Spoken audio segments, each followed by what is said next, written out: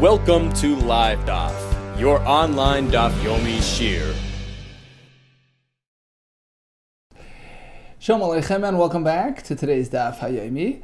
Zevachim Daf Yud Beis. We begin actually 14 lines off the top of the Amid, so it's partway down. Ella Amar Rabbi Yochanan. Back to the halacha of the Korban Pesach. So typically a korban, which was nishchat shaloi lishma, it's still going to be kosher. We have some exceptions to the rule, which is chatas and Pesach. So a Pesach in its time is meant to be lishma. If it's shaloi lishma, it's possible. Says Rabbi Yochanan, you're meant to know, Ela Rabbi Yochanan, Paisel Haya ben Beseira, bePesach, Sheshchatei Barba Asar Shachris, Ben Lishmai, Uben Shaloi Lishmai. Listen to this. Says Rabbi Yochanan, let me explain to you. Ben Beseira, back in our Mishnah, will hold, so we had a achlekes yesterday and we discussed it in great length. According to Rabbi Yochanan, Ben Beseira will hold that the correct, proper time for a Pesach is strictly Erev Pesach in the afternoon. This is in contrast to Rabbi Yeshua, who told us yesterday that according to Ben Beseira, the proper time for Korban Pesach is even starting morning. No. According to Rabbi Yochanan, it starts in the afternoon. So in the afternoon, its proper time, Pesach Bezmana, needs to be Lishma only. If it's Shaloi Lishma, if he has in mind a different korban, completely possible. Now, on the other hand, if it's still the 13th day of Nisan, a day ago, a week ago, out of its time, at that point, it has the status of a shlamim, and of course a shlamim, even Shaloi Lishma is kosher. What about Erev Pesach in the morning? Says Rabbi Yochanan, but Beseira will hold, although it's not really the correct time. It's not the Zman of Pesach. It's still morning, but it's close enough. It's the day of.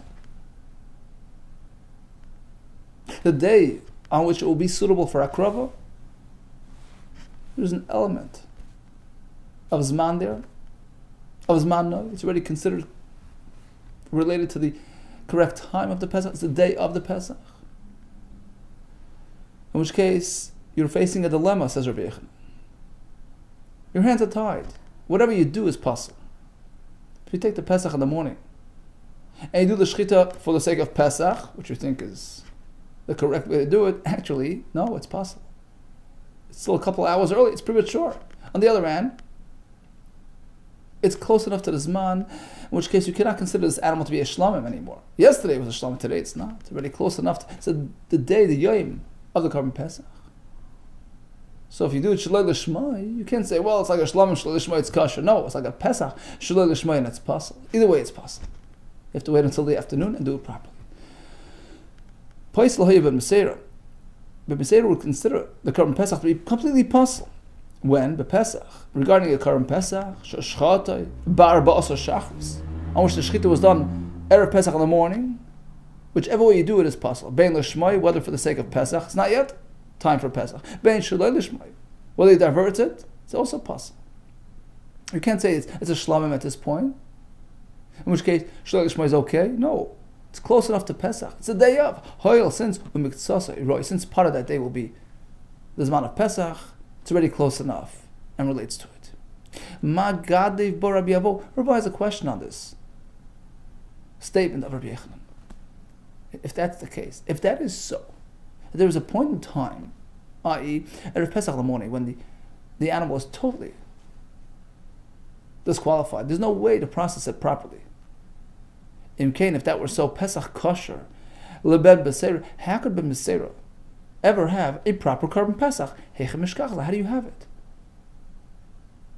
Why? If he designated it now, meaning Erev Pesach in the morning, it's been pushed away from day one. Pushed away. Unsuitable. From its get-go, from the moment of Afrasha. You can't do anything with it. Nor here nor there. And the halacha is when something is dachi, been pushed aside, shoved away, disqualified, it becomes disabled, it can never be activated again. Did he set aside the animal yesterday, on the 13th? In which case, theoretically, it can serve as a shlamim. Okay, so it's nira, it was suitable at a certain point, but Once the next morning rolls around, it's unsuitable completely for any purpose. Once again, it gets pushed away. So you can never have a Korban Pesach, Konta ben Beseira. Ella Amar Rabbi Yavo, you're right. The only way is to Heilach HaChatzos, if you have it done after noon. It's the only way you can have a Korban Pesach, Konta ben Beseira. Take the animal, wait. Afternoon, be magdish it. So now it's suitable. Abaya Amar, no, you don't have to go that far. Even if it does it in the morning. It's not considered premature. Not mechusas man, it's not missing its time, which means to say it's already the yom of the akrav, of the Korban Pesach. You can be magdashid. It's not considered nidche, pushed away, or deactivated. Rav Papa Amar, even a step further, even the previous night. It already relates to the next day. It's close enough. I feel even if you do it the previous night, Laila. It's not considered premature. The Tani Dvei Shmuel, as we learned, Leil Shmini. So this is a standard halacha. Any animal for carbon must wait 7 days after birth. On the 8th day, you can be makravit. What about the night? The night of, between 7 and 8. It's already past 7, but it's not yet 8. You can't bring it yet. You can only bring carbon in the morning. So can you be magdish that night, or it's still considered premature? Leil Shmini Nichnas L'Dilis Asr. The animal on the night of the 8th can be brought into the pen amongst the other animals to which you're going to do the Maser Behema process. Even if he gets designated, it's okay. Its time has already come. Okay, the Rabbi Abturiki, like he tells us, the Rabbi Abturiki Rami, he had a contradiction within the Psuk. One pasuk says, he must wait 7 days with his mother, and then can be brought as a carbon. So only 7. But the night of 8 is okay. Halayla. Apparently the next night is Chaz. It's suitable. Next pasuk says, only from day 8. You can only bring him from day 8. So what happens to the night in between? Halayla, loy chazi. Apparently the night time is not good. Okay, so how do you work this out? The answer is Laila l'kedusha. The night of, it's time enough to be magdish it. But must wait until the next morning to actually bring it as a carbon. So again, regarding the question of a Korban Pesach, Konta ben Beseira, when do you get on with it? When do you mafresh it? So either Erev Pesach in the afternoon only, or in the morning, according to one shita, or even the previous night, it's close enough. Amalei Rabbi Zera Rabbi Yavo. So here's a question. Lema Kasav Rabbi Yechanan Balachayim Nedachen. So this whole discussion seems to send us in direction to say that even an animal can become nidcha, can become disqualified and deactivated and permanently disabled. And that's why we have to find a scenario where the Korban Pesach can be, properly activated. Because if it were done in a juncture where it's not suitable, it becomes nidcha, pushed away, it becomes disqualified. Really, even an animal gets that type of status? Not only monies or things like that, even an animal? Amalei says, yeah. As Rabbi Yechon himself tells us elsewhere, that an animal can become tainted permanently if there was an attempt to be magdish it in an unsuccessful way. For instance, Beimashal Shnei Shutfim. Reuben and Shimon own an animal. Each one owns half. Higdish Chetzia. Reuben decided to be generous. He was magdish his half as a carbon. At this point, it's unsuitable for carbon. You can't be magdish half the animal. So the kedusha of it becomes tainted and, nidcha. V'chazav l'ka chetzia. He turns around and approaches his partner for the other half of the animal, buys off the other half. Now he owns the full animal, hegdisha, and he completes the hegdish on the full animal. So although the hegdish is now pertaining to the entire animal, too late. Kadosha ve'ina kreva. Sure, the animal is kaddish as a carbon, but it can't be brought on the mizbeach. Why? Because when he was magdish the first half, it was dachay. It was pushed away from akrava. You can't bring it. Because the other half was not yet kaddish. So once it got pushed away and rejected, it affects it permanently. So what do? We take it out and let it get a blemish, and you sell it and convert the money for a carbon. But the actual original animal is disqualified. Voisa tmura. And in its current status, you can make it tmura. It means to say that if you take another animal, a non-kodesh animal, place it next to this one, and say, well, this kedusha should be extended to that one, it has effect, because after all, the original animal has kedusha as a carbon, although it can't be processed, but it has kedusha as a carbon. With tmurasa kayetziban, actually the copy will have the same status as the original.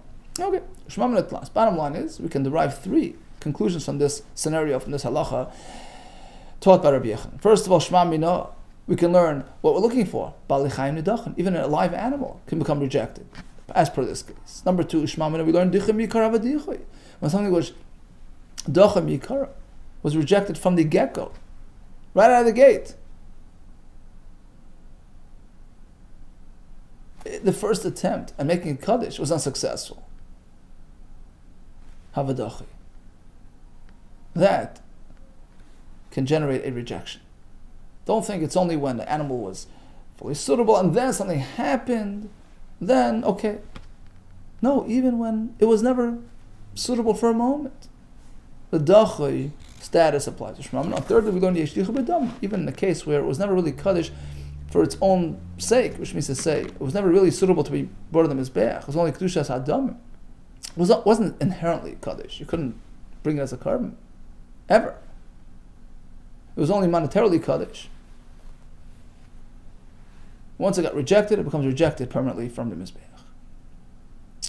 Here come some more examples of Dachi. Amar Ulam Rabbi Yechanan, again from Rabbi Yechanan, a case where Achal Chela, a person ate Chela, which obligates him to bring a carbon chatas. Vifresh carbon, he set aside the carbon for the chatas, and then he fell off the track. Vehemer das, he converted, he left the fold, in which case he becomes unsuitable for carbon. The owner cannot bring a carbon in that state. V'chazaboy, he did the shuvah, he's back on the fold. He wants to bring that original carbon. Could he? No.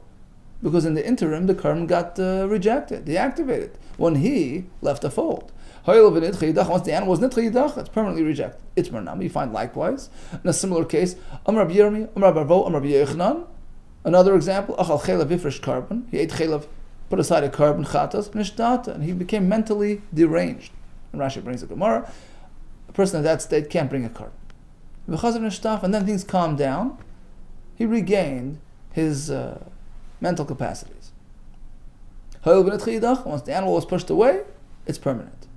Now, why do we need both cases to highlight the same halacha? Each one carries a lesson. The Yashmin Kamaisi. Had we only discussed the first case, we left the fold religiously.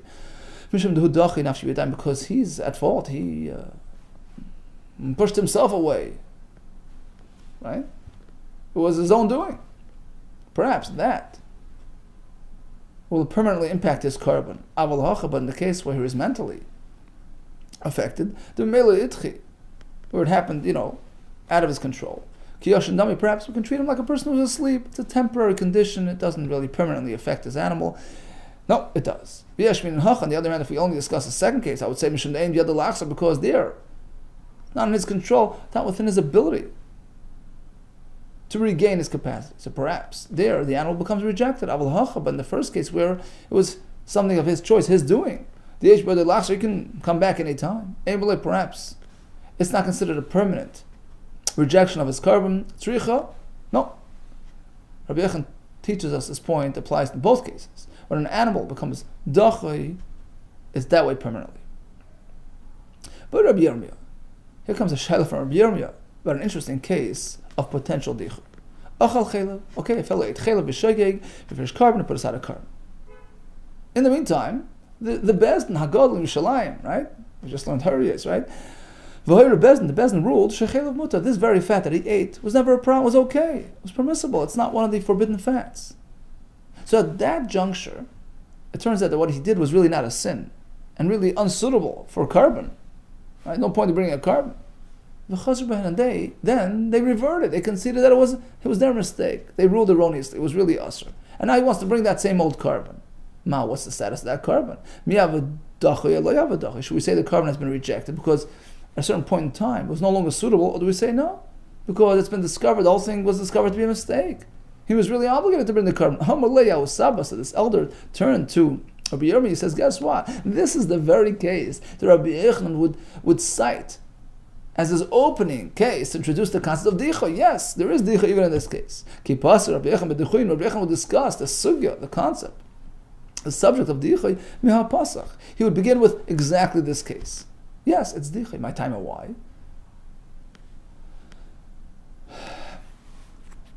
Why is this case more fundamental, more basic to make dicha? Ha'asam. You see, in contrast to the previous cases, where the person left the fold or he was unwell, although the person was unsuitable to bring a carbon as an owner, carbon li'itchi, but nothing happened to the carbon itself. So there you can argue. Hacha carbon ha'mi'itchi, but in this case, once the fat that he ate was allegedly kosher, the whole carbon becomes deactivated. It's pointless. So it affects the carbon as well, and certainly the dicha status affects it permanently. Okay, so in conclusion, we learned about dichay, several cases, the most simple one of which is the case of the fat, which turned out to be kosher and then turned back non-kosher. You have the case of the fellow who left the fold, the fellow who was a shaita. In all cases we say the animal, which was dachay, becomes dachay permanently. You have the case of the behemoth to shutfin there as well. And regarding a carbon pesach, what happens there? So according to B'Meseira, that the morning of, right, the Erev Pesach in the morning is already considered somewhat the time of carbon pesach. So it doesn't allow for the carbon pesach to be brought outright, nor does it allow to be brought to Shlei Lishma. So how could you ever bring a carbon pesach if it has to pass through that time frame where it's unsuitable? Either wait until the afternoon, or, well, the morning of is already close enough to the afternoon, it's already the Zman, or even the previous night. I have this Kabbalah, this teaching from the 72 Chachamim of the Sanhedrin, that on the list of exceptional karbonis, aside from the Chatas and Pesach, you have the Oila as well. If you did a Shlei Lishma, it's pas. In contrast to the Chacham who disagree, they say no, only the Chatas and Pesach, Shlei Lishma is pas, but the Oila is okay.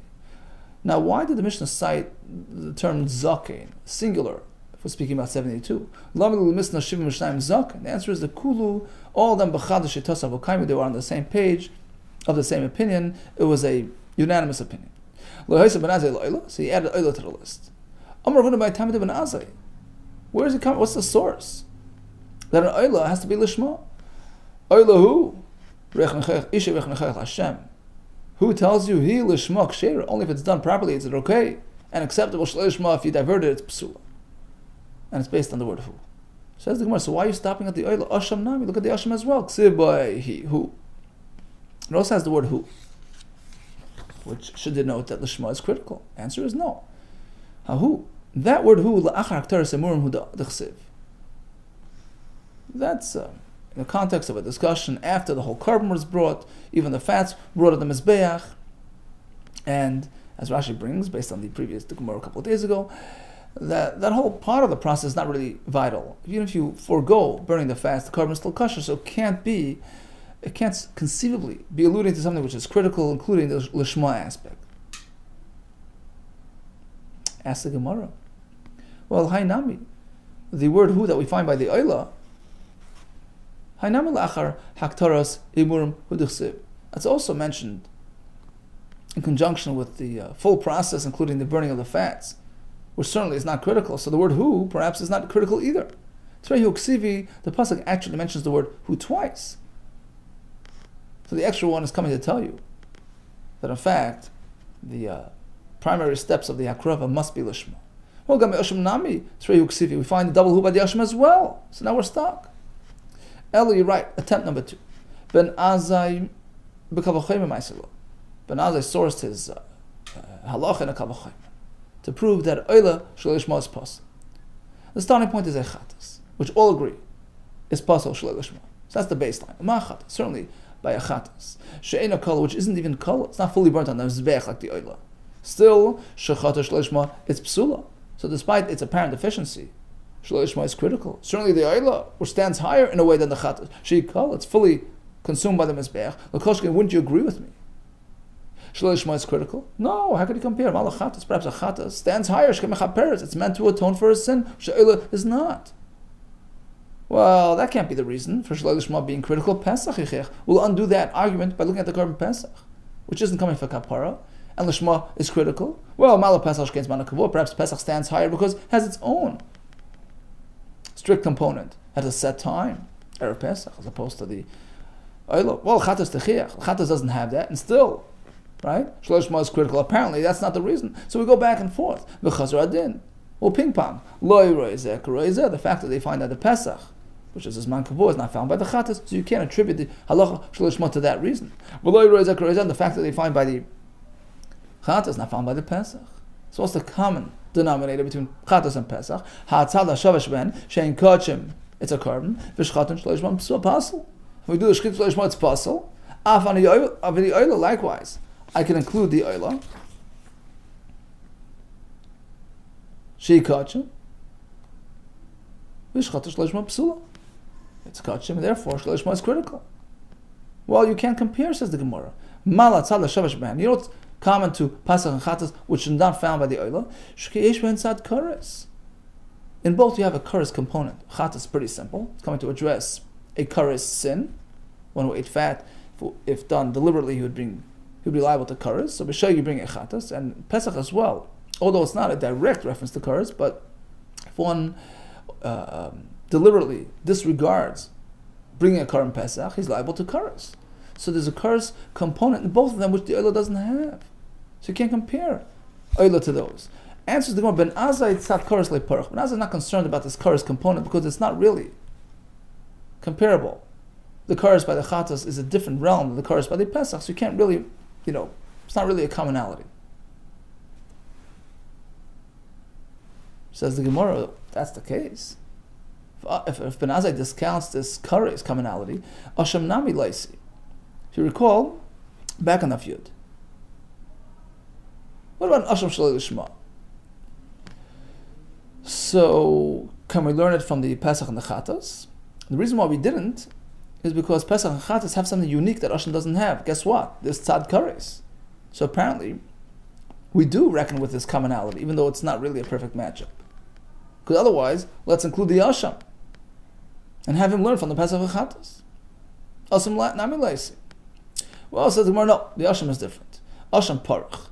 The Asham we can distinguish and separate from the Chatas and Pesach. Why? You know what's common to Chatas and Pesach, which is not found by the Asham? Even the public would bring those karbanas, a Chatas, right? There's a Chatas at Tzibur. Even the Karban Pesach, Rashi says, although technically it's not brought by the public, it's brought privately, but it's brought b'kinufya, in a public setting, in a public gathering.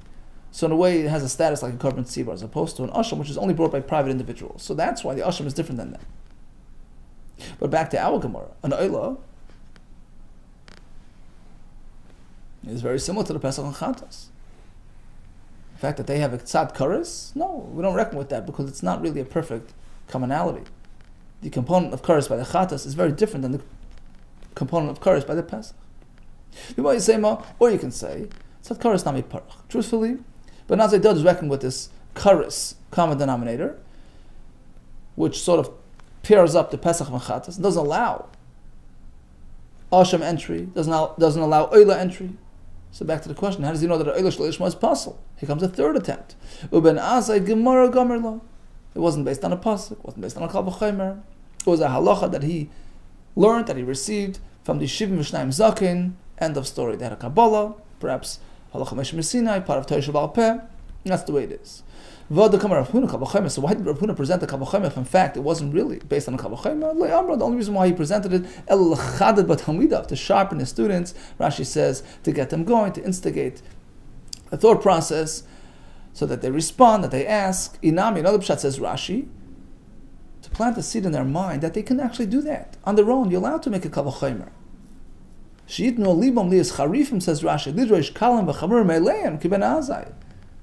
That's why he presented it as a kal v'chomer, so that you also are qualified. You also have the ability to, construct kal v'chomers to prove your points. But in reality, it was really based on the Gemara Gomer law, the halacha that he heard from the Shivim V'Shnayim Zaken.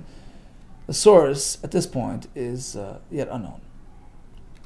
Okay, so just recap. And as I added the Oila to the list of exceptional karbanis, where Lishma is critical, we thought it was based on the pasuk, then the kal v'chomer. Ultimately, it was a halacha that he received from the Shivim V'Shnayim Zaken on the day that they appointed Rabbi Elazar ben Azariah as the Rosh HaYeshiva. All the best to you and Hatzlacha.